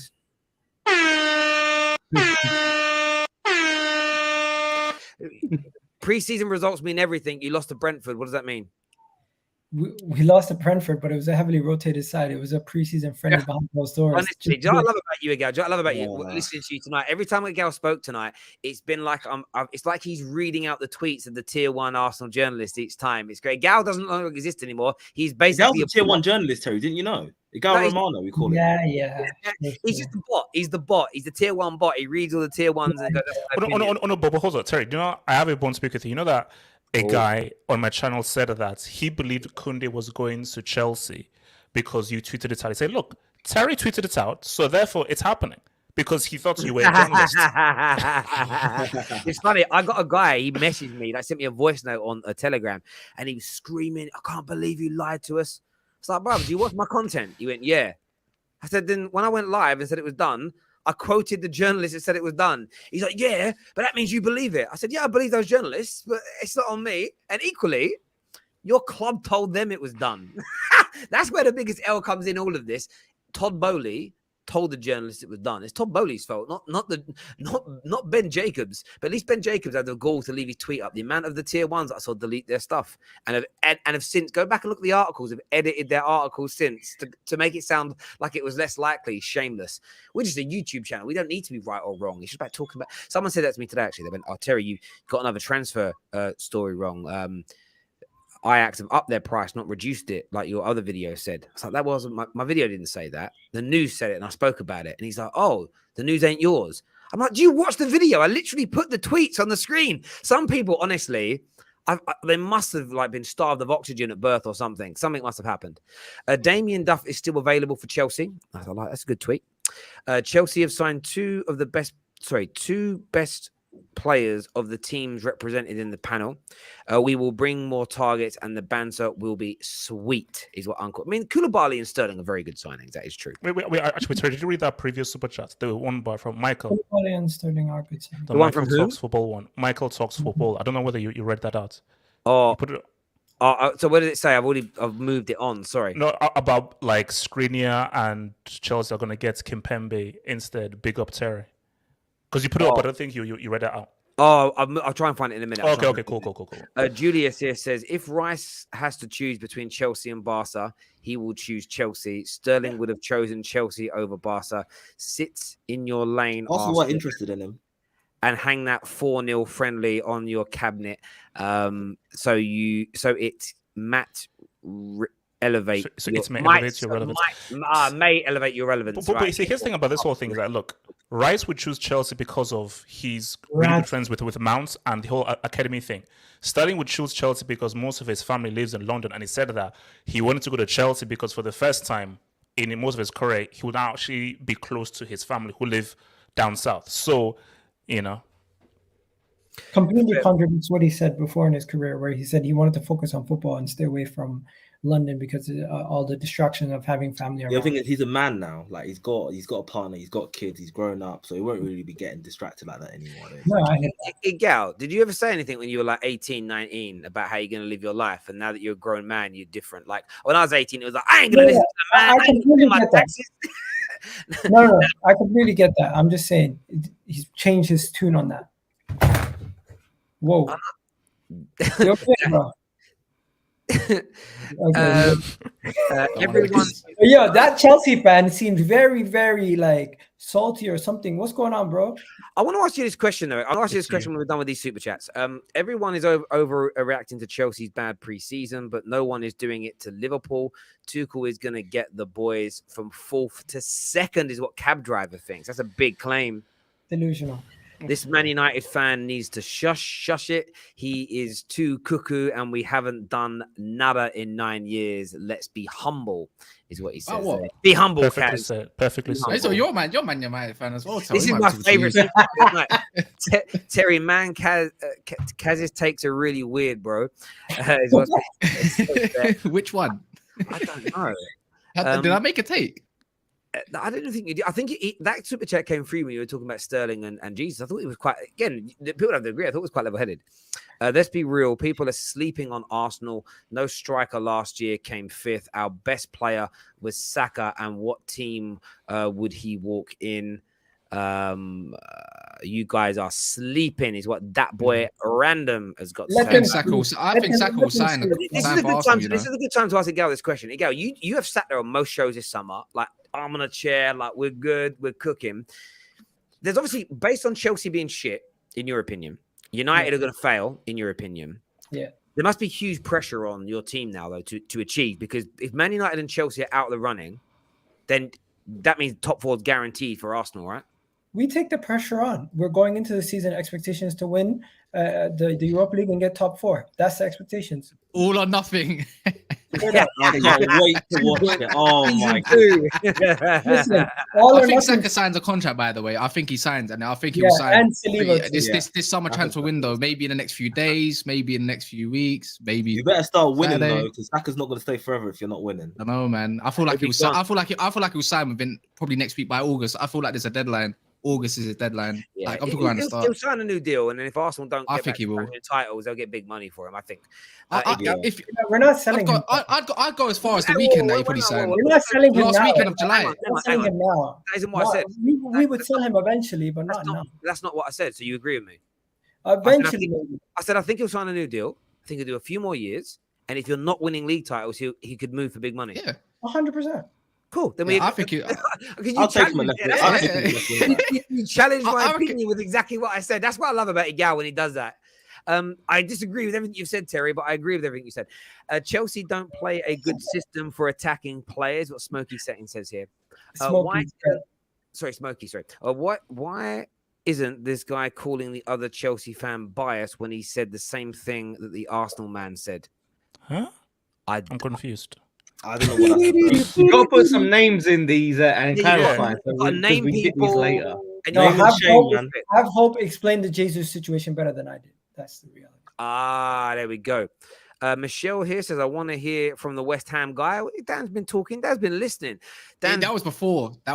He started. Yeah, it was. Literally That's 2 seconds. That's why I went to him. Jesus is perfect for Arsenal system. Free roaming. No system then. Sorry, I'm joking. Chelsea fans still playing Football Manager without 1.5 billion bailout money, is what's said there. Jack says Chelsea have been poor, yes, but realistically, how many Arsenal players get into the Chelsea team? 1 or 2. Crazy confident from 3 preseason games. How many players, Agal, would you put into Chelsea's team from Arsenal who'd get into their starting lineup from your squad? At this, are we going on Chelsea system? So back 3? Yeah, Chelsea team. Yeah. Because again, it's Chelsea team. So I would say Saka gets in, Jesus gets in, Sterling front 3, goalkeeper. I'll put Mendy. I would put I'll put one of our center backs in, either Saliba or Gabriel, whichever one you want to put. And so Gabriel or Saliba are better than Koulibaly and Thiago Silva. I'm saying if it's a back 3, okay, right. You pick one of them. So that's now taking it up to 3 players. Midfield, I'll put Partey in there, so that's 4. For who? No. Relax. Partey for who? For whoever. Doesn't matter. Partey is better than every midfielder in your team. So Partey is better than Kante and Kovacic. Don't you dare, Terry, throw this man out down. Don't you dare say that he is better than Kovacic. Don't you dare say Partey better than Kovacic. Don't you dare. Don't underestimate what I said. Realistically, name your best midfielder. He'll go next to Thomas Partey in your system. That's a reality. I'm saying that Kovacic and Kante are better than Partey. I'm not going to defend Kante, but Kov is definitely better than him. If you put Kovacic, name your second best midfielder. He's not better than Partey. That's the reality. Kante's past it, and we know that. But Partey hasn't performed for Arsenal yet, though. Yes, he has. He had a good half season. Not really, though. Not really. Igal, you're a liar, man. One second. He's fantastic, though. You're a liar. One second. So I'm up to four. So I pick Saka, Partey, one of our center backs. We didn't agree on Partey. No. You said Partey. We didn't agree on Partey. You said him in there. Let me finish off. He was asking Igal the question. Let me finish off. So finally, the left back is debatable. You could pick Chilwell, Tierney, or Zinchenko, or whoever you want. it's up to you. But Chilwell. I personally think I'll pick an Arsenal player in that situation. I'll put Tierney in the left back situation. But hey, it's up to you guys. I picked 5 players going into that. There Chelsea we go. That's There we not go. biased, man. I appreciate that. Chelsea have been really poor, but realistic. Oh, sorry, I've already read that one. If Chelsea wanted Jesus and went in for him, he would have chosen Chelsea over Arsenal. They did go in for him. You did go in for him. Yeah, but late. Not late. really, not really. That's It was too too late. late. It was too Very late. late. Like he already had the convo Yeah. and that with. If we went in at the Arsenal start, it would have agreement. like who knows what would have happened. But we went. Yeah, in I too did late. that when Beyonce was walking down. Skamaka, PSG went in late for Skamaka, but he had already gave us his word he would sign. Like, so there's no way to say, like, really, we say he Go on, chose Danny. us over PSG, but let's West have Ham beating context. PSG to signings, yeah. Yeah, like if we want to be like, you know what I mean? If we want to stick our chest out and be like, yeah. But that's the same way that Arsenal beat Chelsea to Jesus. Is like he already agreed. It was already tied up. You weren't gonna go and say sorry, Arsenal, unless he was a prick. You know, yeah, Real Madrid were in for Gabriel Jesus also, but we only got him because they couldn't get him because of a passport issue. Yeah, look, timing is key. Richarlison not Brazilian when he starts ahead of Jesus, a Brazilian number 9, and I don't want Paqueta. Give me Madison after Ndombele, no more from Lyon. Listen, I tell you now, listen, if Spurs do get a top quality attacking midfielder, they can be dangerous. Partey spent the same amount of time out as Kante Igal last year. But listen to what I said. Name your second best midfielder. None of them are better than Partey. So if you're going to combine 11, you put Kovacic and Partey in that midfield Chelsea system. No one's better than Kante's better. Kante's better. Kante's better. Not this version of Banging something. Wait, who the hell is this beating a drum? Someone is kicking. Someone's I'm kicking. telling you, Not Dan, me this time. Oh, someone. it's not I me. can hear it. I can hear it. Someone is literally beating a drum. Yeah, I don't know who it is. It's not me. I've muted Kaz. It's not coming. It's not happening now. Kaz don't even know he's doing it. I wanted to ask you guys. There's rumors that Liverpool might sell Firmino. If Liverpool sell Firmino and no one else is coming in, like, what kind of season do you predict them having? Alarm bells. If that Alarm happens. bells are ringing. That'd be crazy. I mean, if Liverpool sell Firmino and no one is coming in, that means they are betting all on Charles Darwin, bro. And if Charles Darwin fails to evolve, bro, as I say, Tottenham will come second. Listen, my crazy take is, I think Tottenham will come second because Darwin looks funny. I've been saying it too. I said it a few weeks ago and got attacked for it. I said Liverpool's grip on second place is not as secure as some people are making It's out. secure. It's It's not not as secure. as people People think. are just making that assumption and they shouldn't, bro. No. I think you're talking too soon on Liverpool. I think you're talking too soon. I think Like, I they do can think afford they'll to get let it, but I Firmino don't go. think it's as No, cut and dry as but Dan, though, some people have. there's this assumption that, we'll always come second. But Dan, how are they really, truly valuing just how much missing money will be and how much adaptation that Darwin has to have in a new league? Yeah. I just think that they're just taking it for granted that, we'll always be close. Tottenham have had a very good summer, a really good summer. And Tottenham beat City twice and should have beaten Liverpool twice. So if Tottenham could just sort out all those other games and still do well against Thingy, and Nunes does really hit the ground running, and you now don't have money coming in to get those clutch goals, don't assume that Liverpool will come second. Okay. Still, I feel like why is this season, pre-season is the most important? It's like this year, No. pre-season is the most important Dan, ever. this like, has nothing to do with Chelsea pre-season. lost I was to saying this before Arsenal, Everyone's pre-season. right. I tell you what. I tell you Darwin's not been good. It's because we're starving for football and we need to read into something. nah, That's why do you know what- everyone's. Do you know what a lot of it's getting been gassed pushed over by? I pre-season. tell you what a lot of it's been pushed. We haven't had real preseasons in a while. No, it's not even that, bro. I don't think it's anything to do with that, right? Of course, clubs gas up pre-season now because fans have bought into. I enjoy watching the pre-season games, but your football clubs have done you all. They've made you believe it's really important. So what you will do before each game is, $5.99 to stream the game, and people will do it, right? That's firstly. Secondly, Arsenal's have had a good preseason, and Arsenal's fan base is one of the most dominant online. So the Arsenal fan base have said how important it is because they're doing well, and it's caught fire, and that's fair enough to them. Equally, there's a lot of mushroom fans at Man United. that were hoping for a bad preseason. So they built this up. If we don't do well in preseason at the end of the year, so you've got these two massive fan bases that built it up. Plus our clubs telling us that this stuff's, I mean, have you seen the ceremonies that have gone on for some of these trophy wins? It's like the fucking Champions League. It's embarrassing. It's like, it's a friendly. It's not a real game. Like the behind the scenes game yesterday against Wickham. Like no one cared about it because we couldn't watch it and see it, and it wasn't given a fanfare. But it's mental to me. Like performance is a key. But yeah, you're right, Dan. It's been crazy. I've never seen anything like it, like we've seen this year. Terry, your hair grew like a mushroom. Yeah, I know it did, mate. I know it did. It looks good, didn't it? Do you know what I mean? And I know that Terry's transplant. You've been watching my shows a long time. I know you like it because I know you got a thing for me, my guy. And I'm talking nice and deeply just for you because I know you're going to press that phone right close to your ear and be like, oh my God, it's my Terry with hair. So I hope you enjoy it, my friend. I feel very uncomfortable now, man. I feel violated, man. I feel violated. How do you have chest when you have Timo? Timo is leaving. Roy, tell him Timo Werner is on his way to Juventus. Wait. Barbecue at my yard when Timo leaves, man. Roy, I'll be there, bro. I will be there. Celebration times, man. You do realize when he leaves, he's scoring goals. That's fantastic. It's going to happen. It's going to be one of them big L's to take. This super chat here says Chelsea is guaranteed top 4 plus 1 or 2 trophies. If not, we win the Europa League the next season. Push 1 or 2 trophies. Arsenal fans can't have to say this. How have you said London, this? I have said this. London is blue from New York. Is what my man is. You're living in the past. Hi, hey Terry, nice show again. Can you please replace Oh, that's not a dig at you. Gal, let me just say that's not a dig at you. Respect to Gal, man. No, wait. This is not a dig at him. Hang on. It's not that. This guy tweets every show I do, whether it's me on my own or everyone, going, where is Colleen? I want her on. And because he's Arsenal, that's why. It's nothing to do with Gal. I went to specify. Gal is cool. A bit crazy, but of course, we all love a Gal on the terrace. You know what I mean? It gets heated sometimes. That's what it's He was here last show as well. I remember that name specifically for that name. Bruv, like I said, every show he says, where's the brand Arsenal fan? That's what he says. And Terry, I'm like, can I say one thing? Use her name. He's using her name now, which is better. It's better. Yeah, go on, Gal. Guys, is it me or Liverpool? And Liverpool are the least prepared also.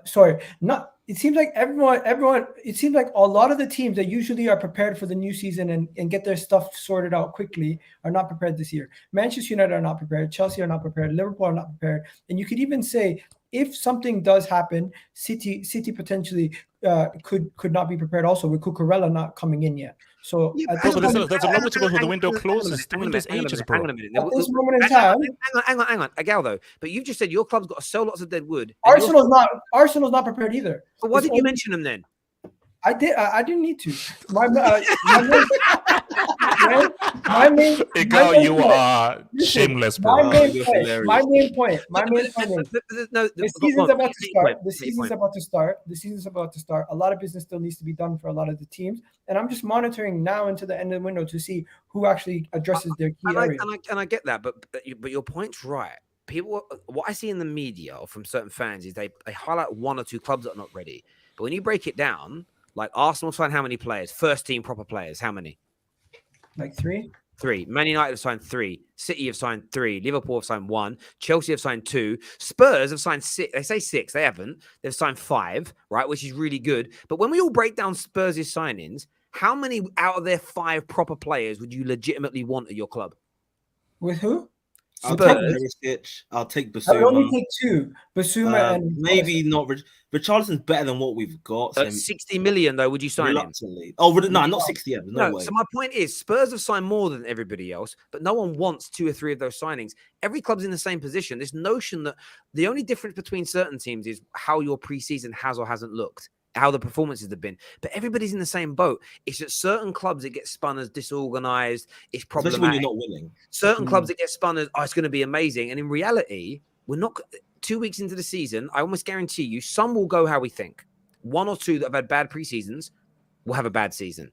But some that have had bad preseasons will do well. Some that have had poor preseasons will do great. There's no formula that lets us all know. And I get that's part of predictions, but it's weird how some clubs' narratives being spun as it's crazy and it's bad and it's all over the place, and others it's like, then this is a listen, City and Liverpool get a pass because they're so successful. We know they're well-oiled machines. Although we're talking about Firmino, though, if they let him go with Mane leaving, makes no sense. That's mad. Well, they're just not winning the league. They're just not winning the league. They'll still be in top 4. They'll still be competitive. They just can't win the league by letting them two guys go. It's Unless they impossible. replace Well, him. if they replace him, that's the thing, isn't it? And Yeah. I feel like If they don't this is replace him, another they're trend. in trouble.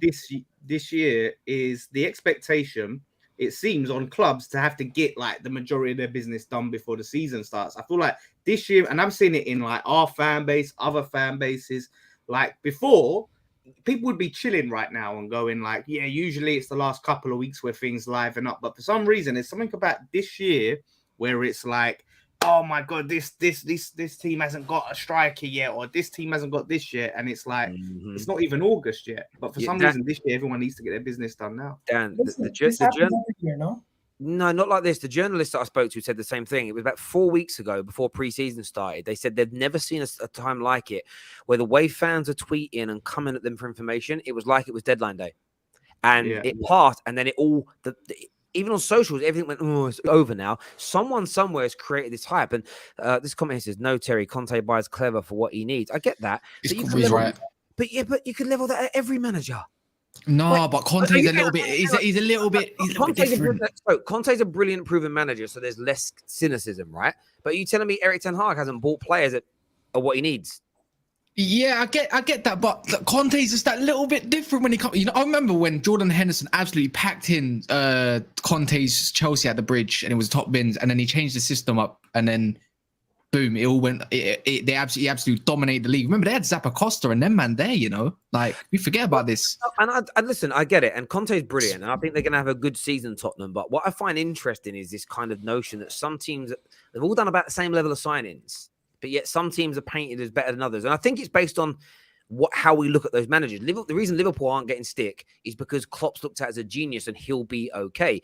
If Erik ten Hag was 3 or 4 years in and we were playing brilliant football, our window wouldn't be triggering anybody. You know, if Todd Bowley's era starts off well, if Chelsea win the FA Cup and finish second next year and get to a Champions League semi, and the summer next year is similar, no one will panic. No. I just think, look, the bottom line is this. The bottom line, I think, is like, let the season start.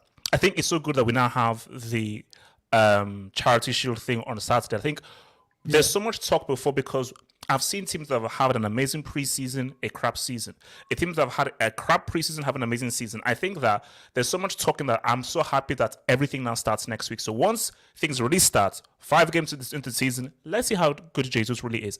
Let's see how deep Chelsea's issues really are. Let us see whether Erik ten Hag really actually knows what he's doing. So until it really, really counts, and it's in this preseason of friendlies, and we don't have these theories, then we can know, okay, where does everyone like? Because I feel this is going to be a very, very tight Premier League season, for sure. And you know what? Bringing it back to the Liverpool thing, I think Liverpool, Man City, the two major teams, they've had major overhauls with their striker situation. So regardless, it was going to be a transition for them anyways in how they play. So Firmino leaving is just gonna further change that. Great point made there. Super chat I want to go to here from Smoky Settings, who says, big up Terry all day. Thank you. When I played football, the players and their agents would get a percentage of the transfer fee. Does this still happen? It can do. It depends on the contracts. Managers get sometimes managers, Harry Redknapp was famous for this. He used to get massive percentages for selling players. But sometimes that's more of a almost, I don't want to sell a player. He's my favorite player. He's a great player. But if you do get rid of him, I want to cut to try and force the club into also not selling them. Anyway, all types of mannerisms, these things went on. Viewers, I appreciate you all tuning in. Igal, Dan, Kaz, Roy, Have Hope. Thank you very, very much indeed. Straight Facts back tomorrow. Plus, of course, transfer news. Then the weekend. And next week, we start building up people to the kickoff and the listen, what I think could be one of the most epic Premier League seasons we have ever seen. Remember, the 3rd of August, we have a live event. I'm not too sure if all the places are taken up yet. KJ's running it. But if you want to get involved, hit myself or KJ out with a message. If you want to come down, we've got a brilliant panel with Carefree Lewis, Grizz Khan, Lies, lead judges from AFTV, and Boovie, of course, Man City fan from the kickoff. Myself and Jessica Black hosting a room. About 100 people going to be there as well. In the event, it's going to be amazing to really launch and open the Premier League up. If you want to get down, make sure you do. Gents, thank you all very much. I appreciate your time. I really, really do. Until next time, everybody, take care. Goodbye. God bless. Smash the like and share button.